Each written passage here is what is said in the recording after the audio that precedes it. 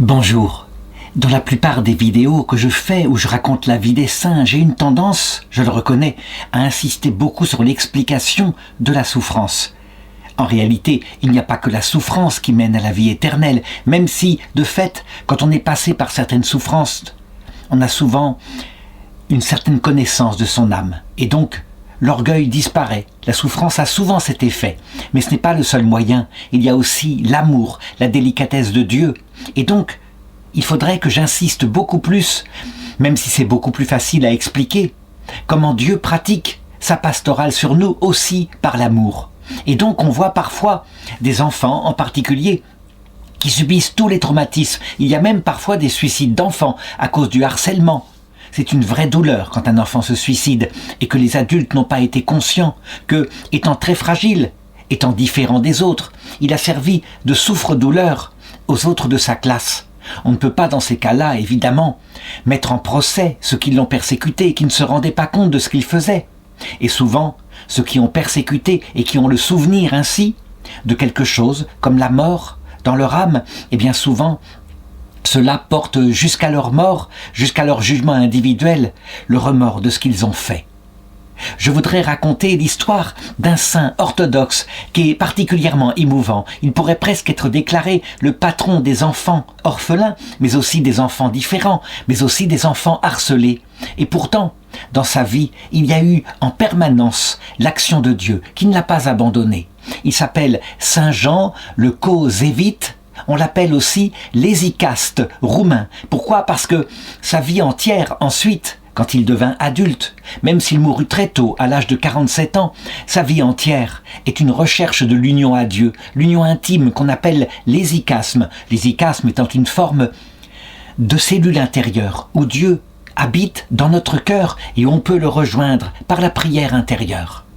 Il faut du temps pour ainsi se façonner une cellule intérieure. Il faut pratiquer en particulier, dit-on, la prière de Jésus, une sorte de chapelet que les moines orientaux pratiquent. Ils répètent souvent au rythme de leur respiration pour qu'elle devienne presque un réflexe du corps, la prière de Jésus. Seigneur Jésus, Fils du Dieu vivant, prends pitié de moi, pauvre pécheur. Ce petit enfant, Saint Jean, naquit le 23 juillet 1913 dans un village qui se trouve, non loin de la Moldavie. Ce village s'appelle Chorontistea Botoșani. Il était accueilli dans un foyer uni, un foyer chrétien et un foyer qui était, je dirais, issu d'une famille qui se transmettait de génération en génération la foi orthodoxe, l'amour du Christ, l'amour de la Vierge Marie, l'amour de l'Église. Il y avait en particulier sa grand-mère, sa sainte grand-mère, qui s'appelait Maria, qui avait courageusement élevé ses propres enfants et qui, maintenant que ses enfants étaient autonomes, n'avait plus qu'une idée, se consacrer à Dieu. Peut-être partir dans un monastère, si c'était possible, pour pleurer ses péchés et se préparer à la vie éternelle. Mais le malheur frappa alors qu'il était tout petit, il perdit tour à tour son père et sa mère et se retrouva orphelin. À partir de ce moment, Maria ne pouvait plus se consacrer à Dieu, ce n'était pas possible, son devoir était évident, il fallait qu'elle recueille le petit orphelin, ce qu'elle fit, elle le prit chez lui et elle l'éleva de tout son cœur, mais je dirais peut-être avec moins d'autorité, plus d'amour que ce qu'elle avait utilisé quand elle était jeune maman. Elle était maintenant grand-mère, et donc elle parla à son petit-fils de tout ce qu'elle rêvait, de sa foi catholique. Elle l'enseignait, elle lui lisait des vies de saints, en particulier, qui marquaient fortement son intelligence et son imagination. Elle racontait en particulier, elle qui était assoiffée de solitude, de la vie monastique, les histoires des anciens pères du désert, comment ils quittèrent tout pour ne chercher que le Christ. Parmi les contes qu'elle aimait raconter à son petit-fils, qu'elle aimait lire, dans les livres populaires qu'elle avait entre ses mains, il y avait les lettres de Jésus-Christ et aussi le songe de la Vierge Marie. Ce sont des écrits apocryphes, probablement par des écrivains pieux, mais c'est vivant, ça raconte les choses. Et un jour, alors que elle lisait quelque chose sur la passion du Christ, elle se mit à pleurer devant son petit-fils qui était là et qui fut fort impressionné, qui lui demanda « Pourquoi pleures-tu si fort, grand-mère ?» Et la grand-mère lui révéla son secret. Du vivant de ta maman, j'ai promis à Dieu d'aller dans un saint monastère pour œuvrer à mon salut, par la repentance. Mais, à la mort de tes parents, il a fallu que je t'élève, et je n'avais plus aucun espoir d'entrer dans la vie monastique. Alors je prie Dieu que tu m'exauces ce saint désir, afin que moi aussi je puisse avoir la consolation de t'avoir conservé au nom de Dieu, comme un héritage. En réalité, sans s'en rendre compte, elle transmettait ce jour-là à son fils sa propre vocation, à son petit-fils sa propre vocation. Elle lui mettait dans le cœur le désir de suivre Jésus, et c'est ainsi que par son exemple silencieux, son amour pour Dieu, son émotion, c'est ainsi que naquit dans son cœur, par la volonté de l'Esprit Saint, une transmission de vocation. Et ce petit Jean, à partir de ce moment, pensa effectivement que peut-être quand il serait grand, il exaucerait le désir de sa grand-mère, il se ferait moine. Mais c'était un désir de petit enfant, qui n'aurait probablement eu pas beaucoup de tenue, de durée, si l'Esprit Saint n'y avait veillé. Il faut savoir en effet que la vocation, certes, elle peut naître par l'émulation de ses propres parents, mais dans ce cas-là, c'est une vocation qui ne vient pas vraiment de soi. Mais quand l'Esprit Saint frappe au cœur par sa présence, alors c'est différent. C'est la vocation liée à la vertu théologale de charité et d'espérance en vue d'obtenir la vie éternelle. Le malheur bientôt frappa de nouveau à la porte de ce petit garçon puisque, vers l'âge de 10 ans, en 1923, sa grand-mère Marie, elle aussi, partit pour l'autre monde. Elle ne vécut pas plus longtemps. Et elle le laissa donc ainsi orphelin une seconde fois.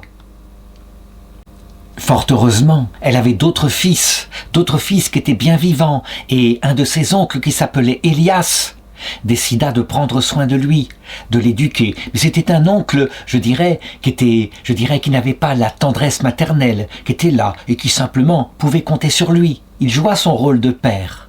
Cependant, même s'il le mit à l'école très vite, dans ces années-là, à partir de 1923, les petits camarades de l'école primaire qu'il fréquentait voyaient bien que Jean était différent des autres enfants, plus silencieux et aussi très intelligent, très intéressé par les études. Et on sait, dans les classes à cette époque-là, celui qui est bon en classe, qui donc est apprécié par la maîtresse, il est considéré comme un séducteur, un vantard. Donc, il est marginalisé.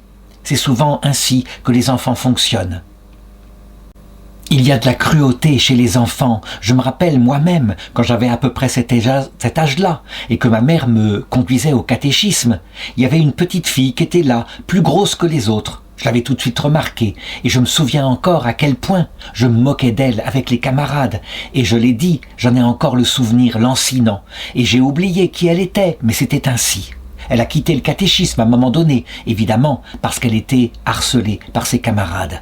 Bref, lui, il souffrit de la même chose. Et quand les enfants étaient à table, au réfectoire, dans le temps de midi, eh bien, il se sentait comme un étranger. Il mangeait peu, il se levait de table, presque toujours affamé, pour ne pas être obligé de rester avec les autres qui ne l'acceptaient pas dans leur groupe. Évidemment, quelquefois, dans la spiritualité orthodoxe, on a l'idée que les sacrifices et les jeûnes, en eux-mêmes, produisent la sainteté. On parle souvent d'exploit monastique, et donc, je crois que c'est un contresens. S'il était très maigre à cette époque-là, ce n'était pas du tout par un exploit monastique, ce n'était pas pour le Seigneur, c'était à cause de sa timidité, de sa persécution. D'ailleurs, on peut dire qu'il aurait pu développer un repli sur soi, beaucoup de rancœur, beaucoup de choses comme cela, s'il n'était arrivé quelque chose de très fort, sans doute provoqué par la prière de sa grand-mère, qui veillait sur lui depuis le ciel et qui voyait bien qu'il fallait faire cela, il ne fallait pas le laisser ainsi totalement dans la souffrance et la solitude, il fallait lui envoyer un ange. Et l'ange en question, que sa grand-mère lui envoya, ce fut quelqu'un de tout à fait particulier. C'était le jour de Pâques, donc vers cette année 1935, dans l'après-midi, tout le village s'était rendu au cimetière pour se réjouir avec les proches décédés. C'est ainsi, dans l'orthodoxie, il y a le jour de Pâques, une sorte de fête de la Toussaint, que nous, catholiques, nous fêtons plutôt le 1er novembre. L'idée était très belle, puisque le Seigneur était ressuscité ce jour-là, puisque on avait vu dans la ville de Jérusalem des prophètes anciens qui étaient ressuscités au moment de sa passion. L'idée était de se dire que il y aurait là l'espoir de la résurrection de ses proches. Donc, les gens avaient allumé des bougies, des lampes à huile et étaient sur les tombes de leurs chers défunts. Et ils embrassaient des croix et ils se saluaient mutuellement en disant « Christos anesti » en grec, ce qui signifie « le Christ est ressuscité » et ils se réjouissaient. Les cloches de l'église sonnaient à tue-tête et il y avait un seul enfant qui n'avait pas la joie dans le cœur, c'était le petit Jean qui était là auprès de la tombe encore fraîche finalement pour lui de sa grand-mère. Et alors il pleurait quand soudain, alors que les cloches sonnaient, il entendit une voix distinctement qui résonnait à son oreille et qui lui disait « Ne pleure pas aujourd'hui, mon enfant, ne sois pas triste, car voici que je suis près de toi, moi, le Christ ressuscité. » L'enfant fut surpris, il regarda autour de lui, il voulait savoir d'où venait cette voix, puis, se tournant vers le Saint-Autel, au mur enfumé, il vit de ses yeux. Il ne fit pas qu'entendre, il vit le Seigneur ressuscité qui lui souriait. Et cette histoire a été racontée dans un livre qui s'appelle Le Petit Orphelin, aux éditions orthodoxes Kypseli, en 1985. On la tient directement de Jean, qui la raconta beaucoup plus tard à un homme qui le rencontra, dont je vais parler tout à l'heure, un autre moine. Je me rappelle pour ma part, parce que vraiment, quand quelque chose correspond à sa propre jeunesse, il faut le raconter, il faut louer le Seigneur pour ses actions. Oui, on n'est pas complètement abandonné. Pour ma part, c'était très différent. Je n'étais pas du tout harcelé, j'étais un harceleur. Et j'étais même un voyou. Une fois, après m'être fait prendre pour un vol dans un magasin, ayant été dénoncé à la police par les gardiens, je me rappelle, j'avais peur à cette époque-là de finir en maison de correction. Et je m'étais mis à prier à cause de cela, mais aussi à cause d'une intervention très douce, sans apparition, de la Vierge Marie, dans une église Notre-Dame des Miracles à Rennes, où j'étais passé, comme cela, par hasard, pour prendre un raccourci. Et je me rappelle, quand la juge a dit « il ne faudra pas recommencer », donc il n'y avait rien, aucune espèce de sanction, je m'étais dit, alors que j'allais en vélo à mon école, je m'étais dit maintenant la prière, plus besoin, je n'ai plus peur. Et une voix analogue a résonné. Tu n'as pas le droit.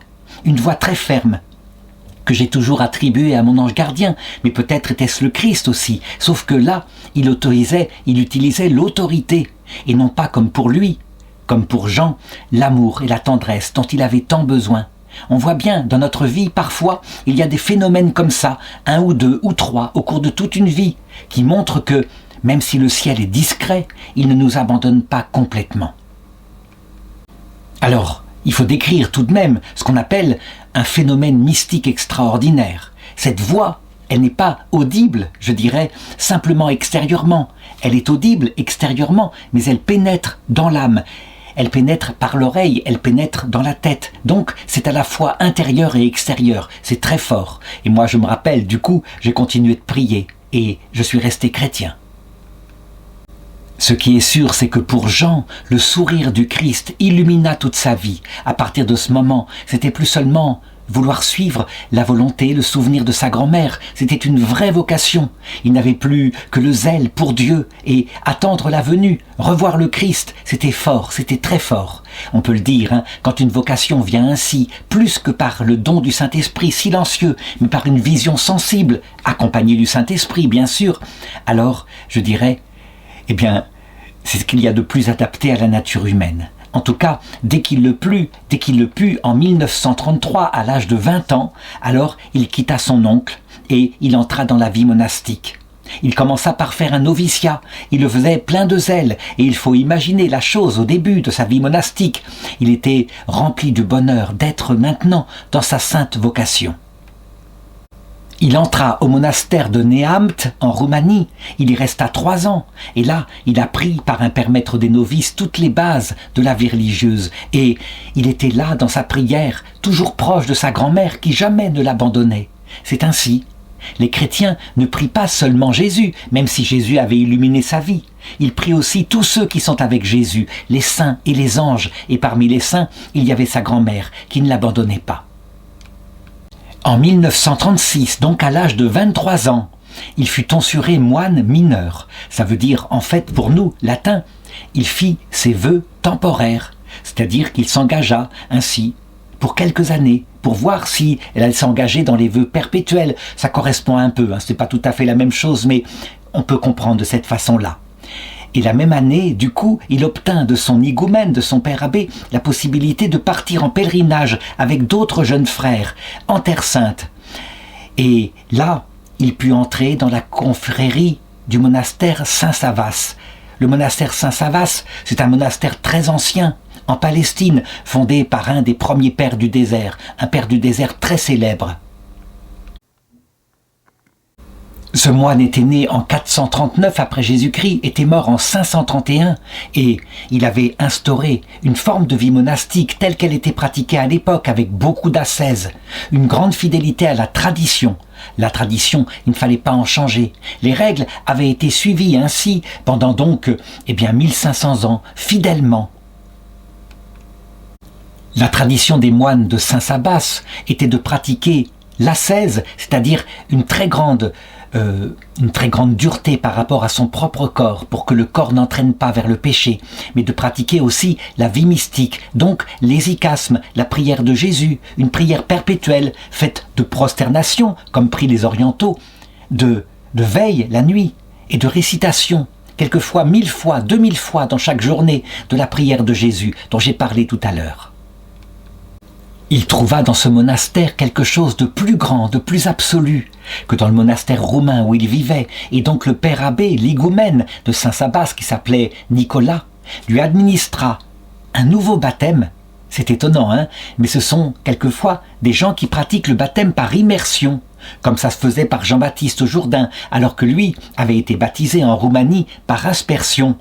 Et donc, il l'ordonna moine majeur, c'est-à-dire qu'il lui fit faire ses vœux perpétuels, et c'est là qu'il lui donna le nom définitif, son nom de religion, Jean, en l'honneur de Saint Jean-Baptiste, le baptiseur au Jourdain.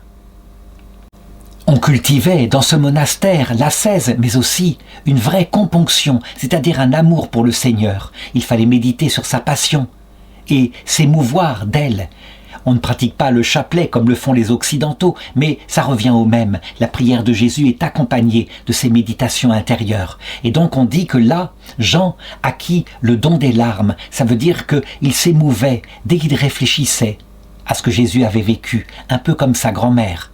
Évidemment, le don des larmes, ça ne s'acquiert pas volontairement. Il fallait bien que l'Esprit Saint touche son cœur, d'une manière ou d'une autre. J'ai connu ce don des larmes, par exemple, chez ma propre maman. Mais elle, ça venait de l'écoute de la musique de Jean-Sébastien Bach, et dès qu'elle écoutait, les larmes venaient. Eh bien, c'est un peu la même chose, sauf que là, chez lui, c'est dû probablement aux émotions de son enfance, accompagnées de l'Esprit Saint. Lorsqu'il eut 26 ans, il voulut suivre le chemin qu'accomplissaient les moines de Saint-Sabas, à savoir, à un moment donné, avec la permission de l'higoumène, puisque la vie cénobitique avait fait son effet, il avait subi les critiques de ses frères, les remarques, il avait appris à obéir. Il voulut demander la permission de se faire ermite. La vie d'ermite, pour affronter la solitude et les attaques des démons, et, je dirais, un rythme où l'effort était là pour conquérir le Seigneur, la vie d'ermite était considérée comme plus parfaite que la vie cénobitique.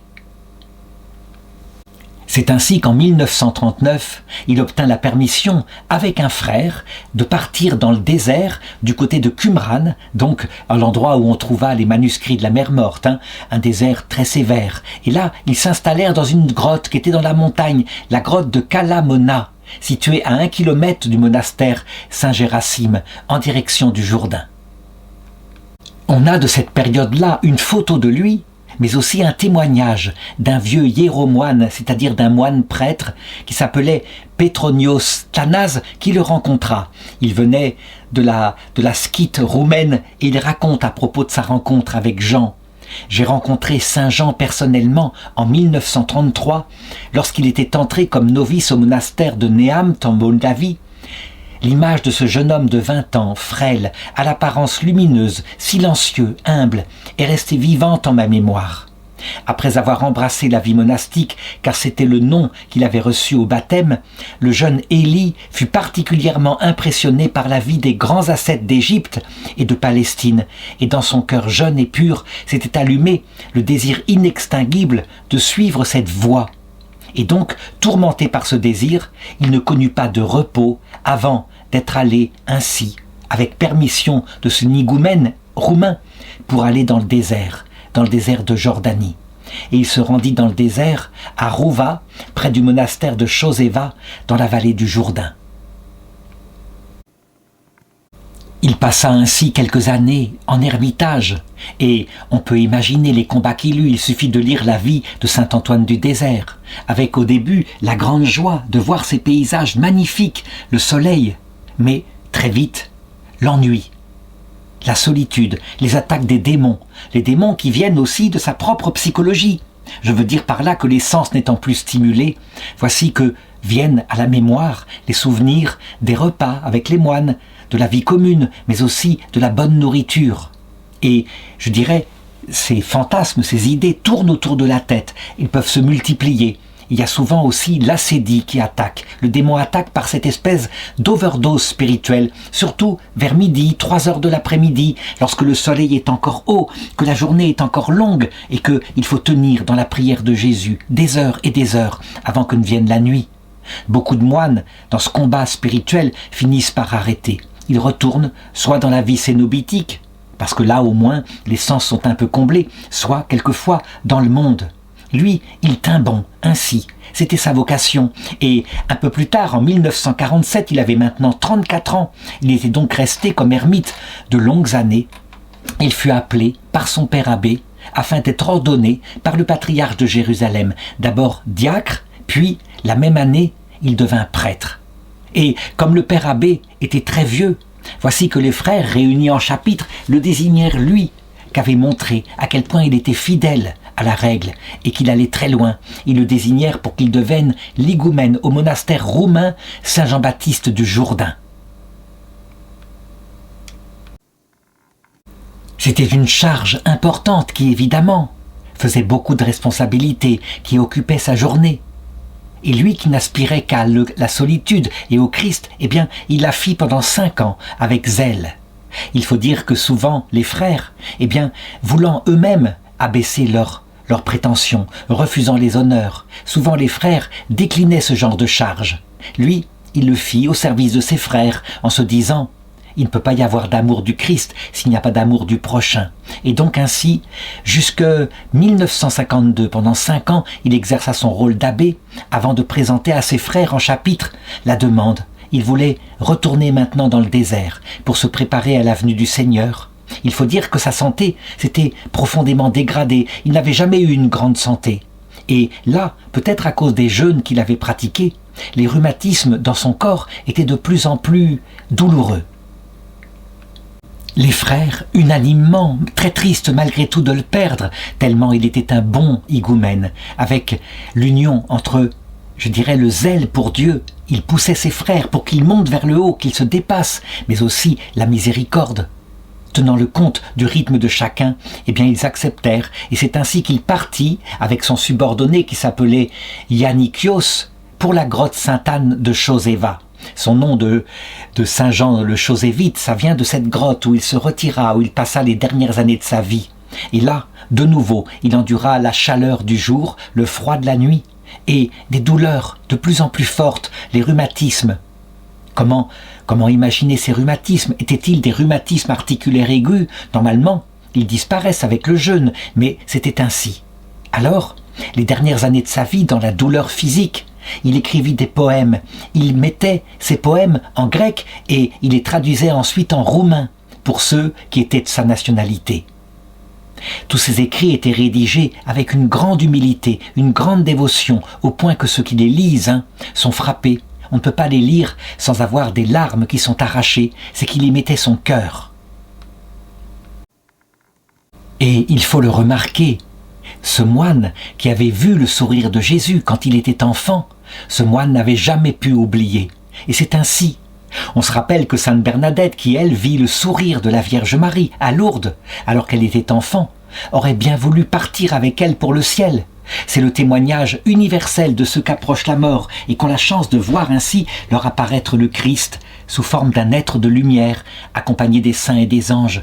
Ils voudraient ne pas repartir, rester là-bas, mais quelquefois le devoir ou la volonté du Seigneur font qu'ils retournent sur la terre, et ils considèrent la terre comme une vallée de larmes en comparaison de ce monde pour qui leur âme est faite. Lui, on peut le dire, c'était pareil, ayant vu le sourire de Jésus. L'espérance théologale, la joie, plus qu'il vieillissait, de s'approcher de son apparition, cette joie le prenait de plus en plus. Il resta donc comme ermite ainsi dans les grottes de Joseva pendant 7 années. Et puis il sentit, à un moment donné, alors qu'il méditait sur la passion du Seigneur, il sentit que bientôt le Seigneur allait venir le chercher. Je ne sais pas si le Seigneur lui donna la date exacte de sa mort, mais sans doute, puisque sur le mur de sa grotte, on voit qu'il l'a écrite. Il a écrit la date de sa mort, très exactement. On ne sait pas quand il l'a écrit, quand il fut prévenu, mais très souvent c'est comme cela. Pour les gens qui n'ont vécu que pour le ciel, il n'y a pas la mort qui vient comme un voleur. Ça leur est dispensé, ce n'est pas la peine. Il n'y a pas besoin de les stimuler ainsi par la surprise de la mort, qui fait que un peu de peur est là, qui stimule pour ceux qui n'aiment pas assez le Seigneur. Lui, il ne souhaitait qu'une chose, c'est que la mort arrive, pas pour la mort en elle-même, à cause de la vie éternelle. Les récits de sa vie disent qu'il s'est endormi à l'aube du 5 août de l'année 1960. Il avait 47 ans. Nous étions la veille de la fête de la transfiguration du Seigneur. Ce jour-là où le Seigneur apparut dans son corps de gloire à Pierre, Jacques et Jean, et qu'apparurent en même temps, Moïse et Élie qui s'entretenaient avec lui. On peut donc être sûr que ce jour-là, lui-même franchit le petit rideau très fin qui sépare de l'autre monde qui est là, pour entrer face au Christ et avoir, cette fois pour l'éternité, pas seulement la vision de son corps glorifié, c'est trop peu, avoir la vision de sa divinité. Et ça, c'est la béatitude éternelle. Son corps intact fut retrouvé par la suite et sa canonisation fut effectuée par le Saint-Synode orthodoxe, et son corps intact, en tenue sacerdotale, avec sa tenue de moine au-dessous, est exposé dans un cercueil de verre en attendant la résurrection. Évidemment, le culte des reliques en Orient comme en Occident est très important, moins important maintenant en Occident, parce que, en s'appuyant sur la science, on sait que le Seigneur n'est pas obligé de reprendre exactement le corps avec lequel on est arrivé à la mort. Il peut reprendre n'importe quelle matière, on le sait, la matière passe à travers notre corps, mais là, en Orient, quand le Seigneur fait ainsi un signe qu'il garde intact un corps en vue de la résurrection, on croit, et on a raison, que le Seigneur prendra en priorité ce corps-là, comme il l'a fait pour sa propre résurrection. Donc, en étant proche de ces reliques, on est proche de son âme, et de son âme qui vient nous aider sur la terre, avant que nous le rencontrions, vivant à l'heure de notre propre mort.